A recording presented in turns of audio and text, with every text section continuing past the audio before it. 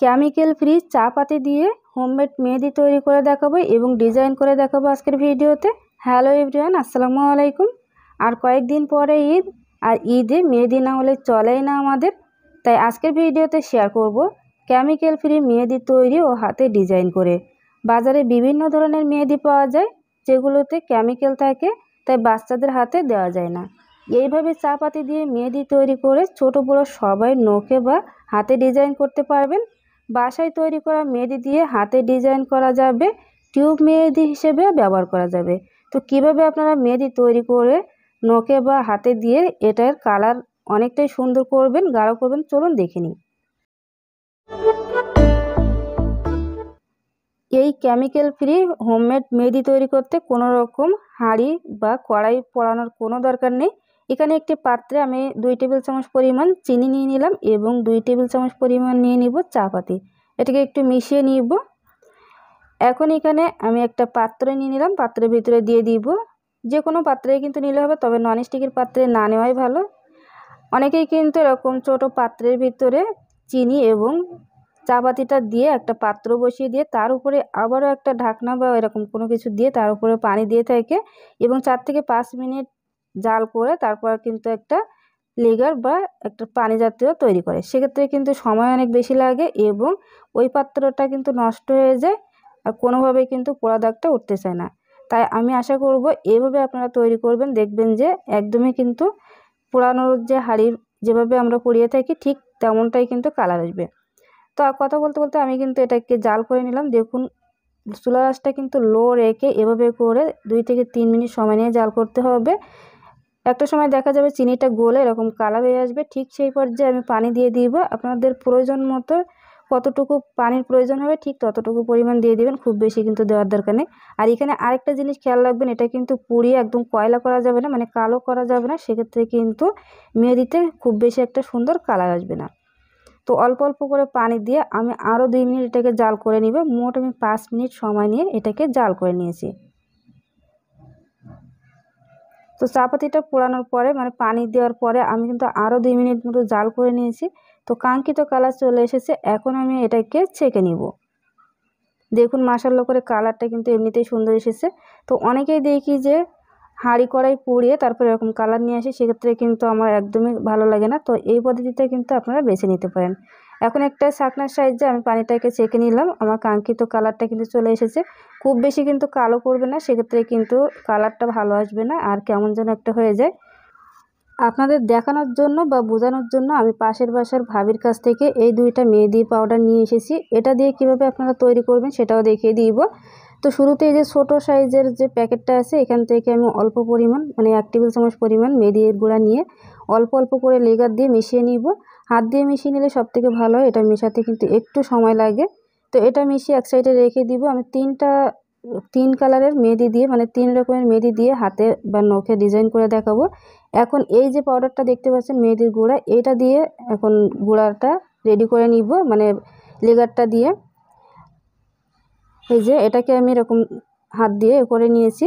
আর এটা একটু মিশাতে কিন্তু একটু সময় লাগে, হাত দিয়ে খুব ভালোভাবে এটা মিহি করে নিতে হবে। এখন আমি বাজার থেকে কিনা নয়, আমার বাসায় তৈরি করা মেহেদিটাকে আমি শুকিয়ে সেটাকে গুঁড়া করে রেখে দিয়েছিলাম। সেখান থেকে 1 টেবিল চামচ পরিমাণ নিয়ে এই যে লেগারটা রেডি করে রেখেছি বা পানিটা রেডি করে রেখেছি সেখান থেকে পরিমাণ মতো দিয়ে খুব ভালোভাবে এটাকে মিশিয়ে নিব। তো এটাকেও মিশিয়ে নিলাম। এখন আমি দেখিয়ে দিব যে কোনটায় কেমন কালার আসে। এই যে এটা কিন্তু এরকম লাল দেখতে হয়েছে, যেটা প্যাকেটের গায়ে এমনি লাল থাকে দেখতেও।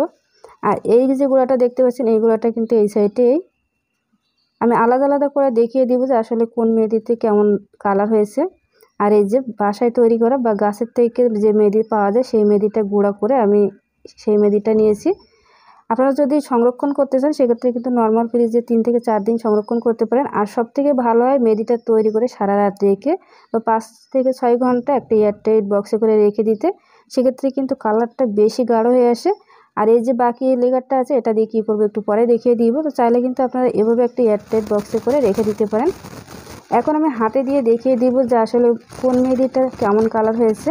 দেখুন আমার হাতে কিন্তু মেহেদি নেই, নখে অল্প অল্প মেহেদি আছে। তো প্রথমে আমি গাছের গুঁড়া করে মানে গাছ থেকে পাড়া যে মেহেদি সেই মেহেদিটা বাসায় গুঁড়া করার পরে কী অবস্থা হয় সেটা দেখিয়ে দিব। তো আমি 3টে আঙুলে কিন্তু গাছের পাতার যে গোড়া মেহেদি আছে সেটা দিয়ে দিব, এবং লাস্টের দিকে যে 2টা নখ আছে বা আঙ্গুল আছে সেটাতে আমি দিয়ে দিব। তো 3 নম্বর আঙ্গুলে আমি 1, 2 এবং 3 নম্বরে কিন্তু আমি গাছের মেহেদি পাতা দিয়েছি, এবং 4 নম্বরে আমি এবং 5 নম্বরে বাজার থেকে যে কেনা মেহেদিগুলো আছে সেটাও দিয়েছি।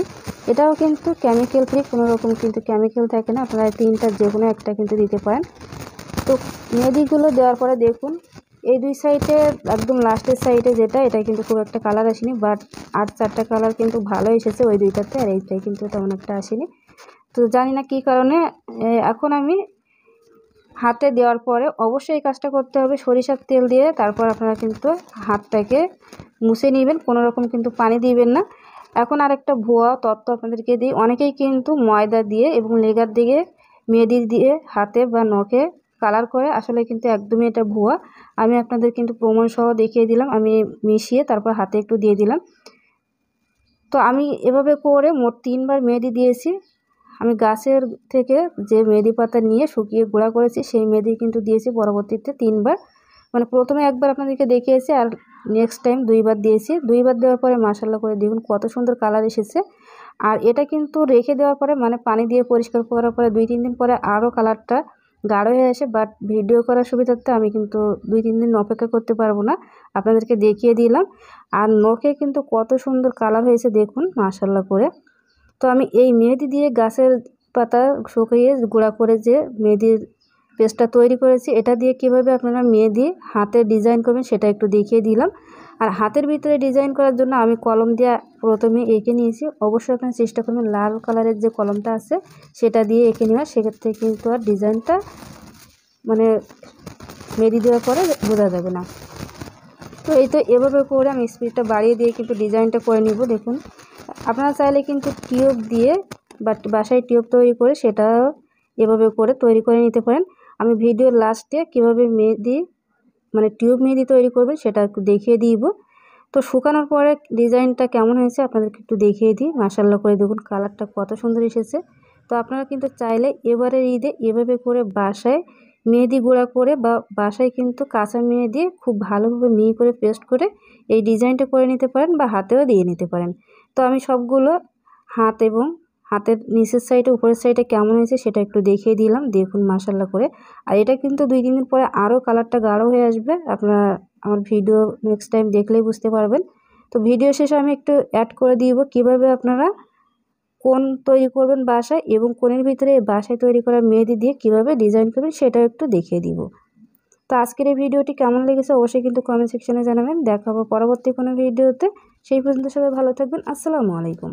তো দেখুন আমি এখানে শক্ত একটা পেপার নিয়েছি, এখন এটা দিয়ে খুব সহজে কোণ তৈরি করে নিব। আমি কিভাবে কাজটা করছি আপনারা স্ক্রিনে দেখে হয়তো বুঝতে পারছেন। তো এখন আমি পছন্দ মতো চিকন করে কস্টেপ দিয়ে এটা পেঁচিয়ে নেব। খুব ভালো না, কিছুটা ব্যবহার করার পরে পরবর্তীতে দেখা যায় সবগুলো থেকে আর কতটা কালারফুল হয় সেটাও কিন্তু দেখিয়ে দিব।